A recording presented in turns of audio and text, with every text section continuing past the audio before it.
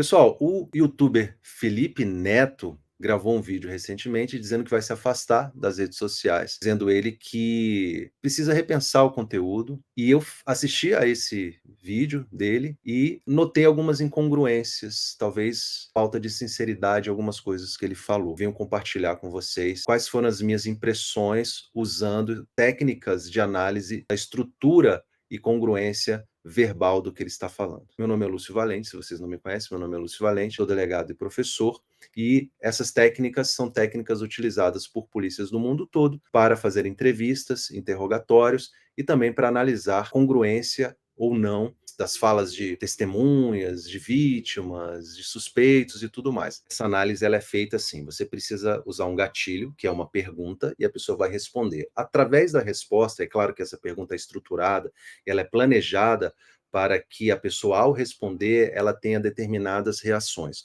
Como essas perguntas não existem, porque isso não é uma entrevista, ele está simplesmente falando aqui, dando explicações para o público dele, a gente tem que pensar quais são as perguntas implícitas. Então, qual é a pergunta implícita que ele vai começar a responder nessa primeira parte do vídeo? O que está acontecendo? Por que você não publicou nos últimos 2 dias? Você está com algum problema? Está passando por alguma coisa?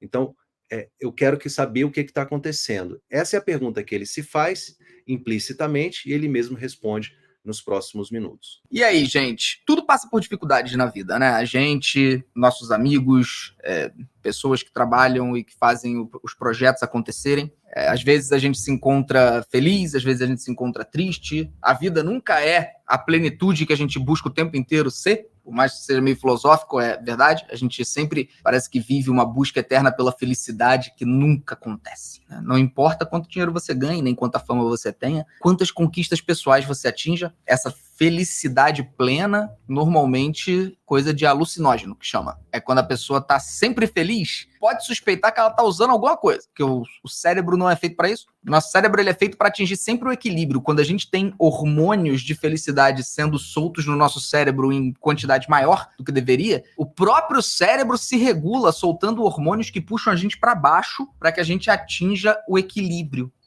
O que eu acho muito escroto. Eu acho completamente ridículo por parte do cérebro. Para mim, se o meu cérebro tá soltando serotonina, não sei o que e tal, ele deveria só deixar. Mas não, ele quer consertar. Então, assim, a vida...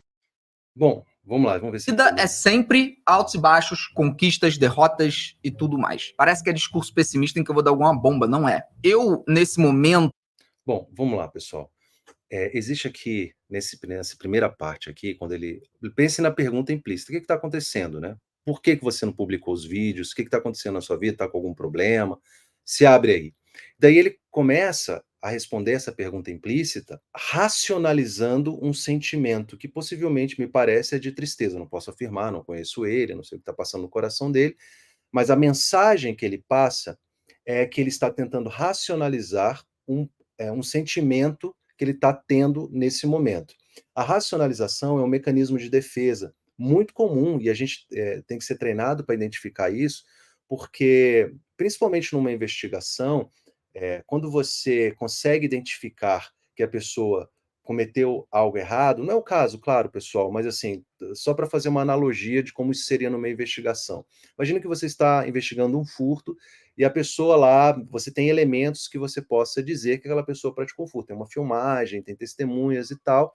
E aí, quando você vai ouvir aquela pessoa, vai entrevistar aquela pessoa, é normal ela justificar, é claro que isso não justifica, mas tentar explicar aquilo racionalizando. E ela pode racionalizar isso de várias formas. Ele aqui, no caso, tentou usar uma filosofia, termos técnicos, hormônios, etc e tal, meio que para dar um critério técnico ou alguma coisa, uma explicação técnica, ou seja, racionalizar de forma técnica aquilo que ele está sentindo, que, enfim, me parece, pode ser, não sei, tristeza, né? É o que é a mensagem que ele passa. Então, nesse caso do furto, por exemplo, a pessoa pode vir, por exemplo, com uma racionalização, ao tentar explicar por que praticou aquilo. Então, por que você pegou as joias lá da sua patroa? Ah, porque eu estava precisando muito, ou seja, eu vou usar uma justificativa, eu vou racionalizar. E nem era uma joia tão cara, ela nunca nem usa essa joia, e ela nem precisa, ela tem muito dinheiro, etc. Então, assim, você vê que todas as explicações é meio que para minimizar, para racionalizar aquela conduta praticada e que é evidente. Nesse caso aqui, me parece muito isso, que é essa racionalização em relação ao que ele possivelmente está sentindo. Ao apresentar dessa forma, me parece que ele está racionalizando ali um sentimento, talvez, de tristeza, pelo que ele falou, pelas palavras dele. Da minha vida, eu realmente produzo conteúdo porque é o que eu sei fazer, é o que eu gosto de fazer, e eu simplesmente não me vejo inativo, sabe? Eu não consigo imaginar minha vida sem nada. Eu vou acordar. Bom, aí ele passa a falar da gravação de vídeos. E a pergunta é uma outra pergunta. Qual é a pergunta que está implícita aqui? Por que você grava vídeos?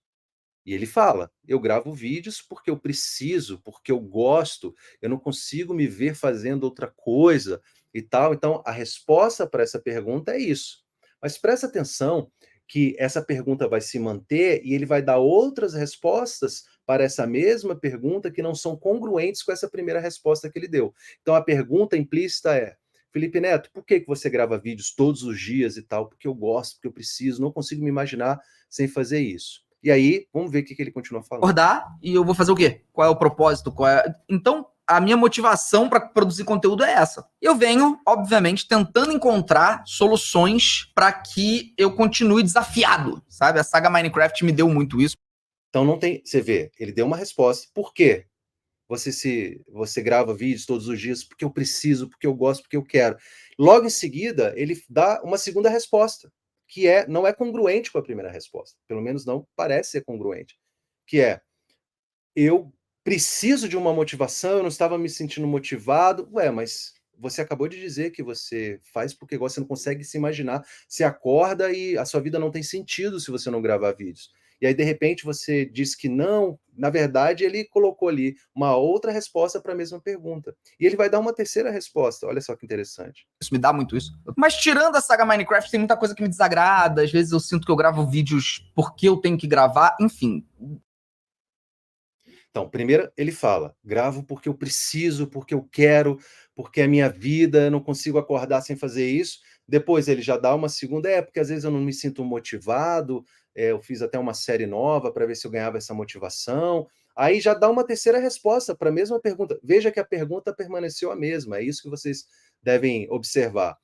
A pergunta permaneceu a mesma. Por que você não gravou vídeo? E ele dá uma terceira resposta, que não é congruente nem com a primeira e nem com a segunda. A terceira é: sei lá, às vezes eu faço assim meio que forçado, porque eu tenho que gravar. Ué, mas não é condizente. Então a pergunta é a mesma: por que qual é a motivação que você tem para gravar vídeos? Então ele dá 3 respostas para a mesma pergunta implícita. Entenderam? Então não há congruência no que. Qual é a verdade? A gente teria que investigar, teria que conversar com ele. Se eu tivesse oportunidade de fazer perguntas, eu ia fazer perguntas específicas, estruturadas, numa entrevista estruturada, e talvez eu conseguisse. Ou talvez ele precisa mesmo de terapia para descobrir. Enfim, devaneios da minha cabeça. E de vez em quando eu preciso dar uma rebutada, reiniciada no cérebro, sabe? Para tentar entender qual o próximo caminho. A gente teve vários momentos do canal ao longo desses últimos 13 anos. O mais recente teria sido esse momento em que a gente teve um patrocinador diferente, né? Um patrocinador polêmico por ser. Legal. Então aqui, ele vai, então já mudou, né? A pergunta já é outra, né? Mas tem alguma coisa específica? O que aconteceu especificamente? O que te deixou desmotivado? O que te fez pensar assim? Né? Então você já mudou um pouquinho a pergunta. Então, deixa eu voltar aqui um pouquinho. Esse momento em que a gente teve um patrocinador diferente, né? Um patrocinador polêmico por ser. Olha só, mais uma vez ele usa uma forma de minimizar uma situação que provavelmente o aflige. Por quê? A gente sabe que a situação que ele está falando aqui, o patrocinador, é a Blaze, a Blaze, que é aquele cassino online, etc., que foi contestada, salvo engano, foi até proibida de operar, posso estar enganado, mas me falem aqui. Mas houve um vídeo no YouTube que foi muito bem feito, né? Que tentou descobrir quem era o dono da Blaze e tal. Isso colocou vários influenciadores numa situação muito complicada. O próprio Neymar, o Felipe Neto e outros clubes de futebol, que inclusive recebiam patrocínio dessa empresa, né? Mas Você vê a dificuldade que ele tem para falar desse assunto. Eu vou voltar um pouquinho aqui. Ele usa um eufemismo, né? Ele não enfrenta aquilo diretamente. Ele dá um drible naquela situação. Ele explica que isso tem a ver, mas ele tenta minimizar. Olha só. Vários momentos do canal ao longo desses últimos 13 anos. O mais recente teria sido esse momento em que a gente teve um patrocinador diferente, né? Um patrocinador polêmico, por sinal. Não é só um patrocinador polêmico, não é só um patrocinador diferente, é um patrocinador que colocou a credibilidade dele em xeque. Então é mais sério, mas ele tenta minimizar. Isso, pessoal, é importante porque, para mim, isso mostra incongruência e falta de sinceridade em relação a esse sentimento que ele tem em relação a essa empresa. Até hoje, não me arrependo de absolutamente nada do que foi feito. E tem vídeos meus explicando e contando isso tudo, inclusive um vídeo principal, né, que vocês devem ter assistido. Agora a gente inicia um novo. Olha só, então, eu não me arrependo, isso não gerou problema para mim, etc. Mas se você quiser saber mais, eu tenho vídeo. Eu não quero mais falar muito disso, não. Então, o que ele fez aqui é justamente isso. Ele fala, olha, teve essa situação aí com a empresa, e minimizou, chamou, né, polêmico, e foi muito mais do que polêmico.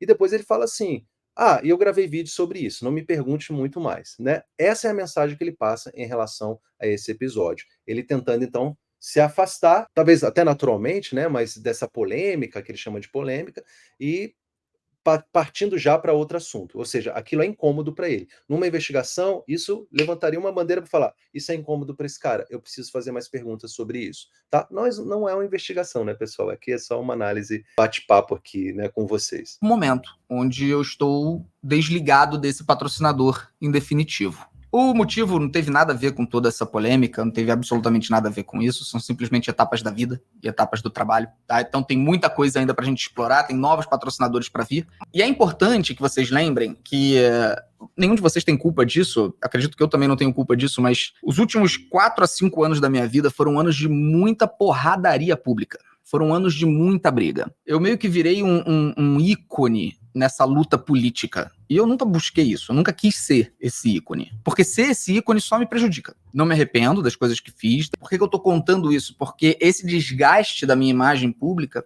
fez com que o canal despencasse em patrocínios. Mas despencasse muito. Muito, assim, ao ponto de chegar a zero. Nesses últimos 4 a 5 anos, enquanto todos os outros influenciadores enchiam o Instagram com todas as marcas possíveis e imagináveis, eu fiz 0 campanhas. Não me passou sinceridade também esse fato, ele diz que não se arrepende. Mas não significa dizer que ele está mentindo, não. O que acontece? Você vê que ele fala assim, olha, eu me engajei politicamente, etc.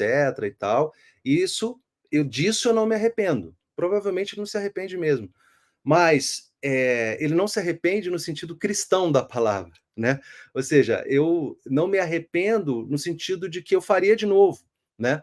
Mas ele sente as consequências disso, ele sofre pelas consequências. E nesse sentido, talvez exista ali uma pena, existe ali um dano que ele tem que lidar, e isso, de certa forma, talvez não chame de arrependimento, mas isso gera para ele um sentimento ruim. Porque nenhuma empresa que opera aqui no Brasil queria vincular a imagem a um cara que estava sendo odiado por, sei lá, 25% dos eleitores, que criaram em mim essa imagem de ódio, porque eu enfrentei demais o bolsonarismo. Então não é pelo que eu sou, pelo meu conteúdo, por me acharem sem graça, eles só odeiam pelo papel que eu representei nessa luta política. Com essa receita de publicidade caindo assim de maneira absurda, mesmo com os números sendo enormes, eu obviamente precisei adaptar e readaptar para fazer com que as engrenagens da empresa continuassem funcionando. E tudo deu certo. Agora essa luta política acabou, algumas marcas já começaram a aparecer, flertando comigo, querendo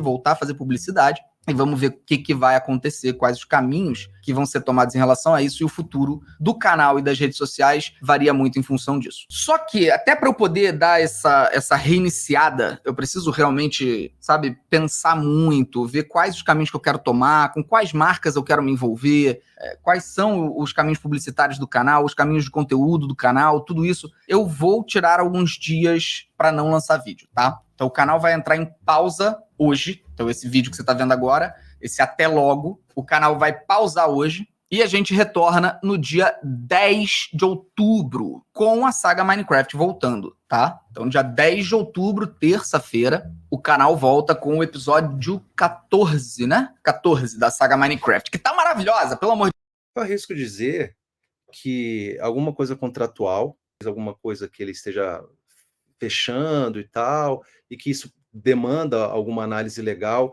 como ele já teve esse problema com a Blaze, talvez ele esteja tendo mais cuidado com esse novo patrocinador, né, com essa nova empresa com que ele vai trabalhar, né, talvez ele tenha aí uma equipe fazendo uma análise prévia para ele não entrar em outra situação polêmica. Então, me parece que é isso, porque são poucos dias, né? Você vê, né?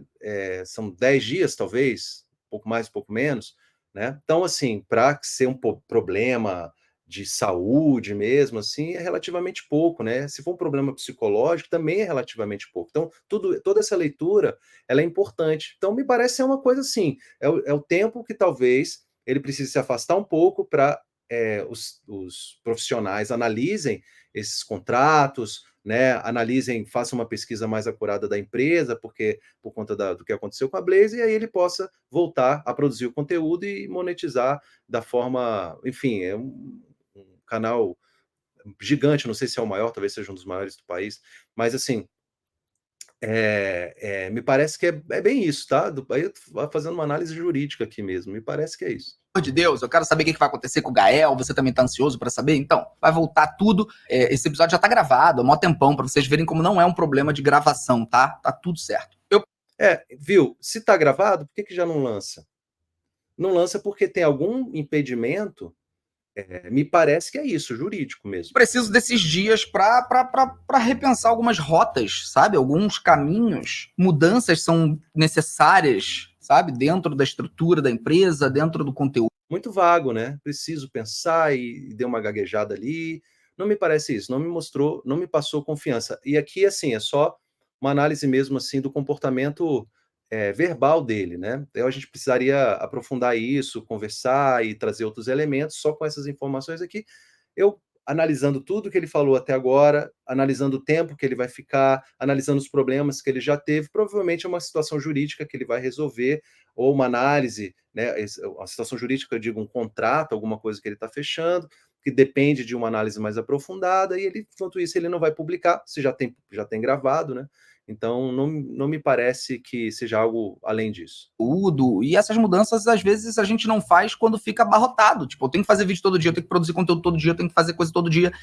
Qual o tempo que eu vou ter para parar e pensar? Então, eu decidi ir para Portugal, onde eu tenho minha família, né? Eu tô sem ver minha mãe já tem meses.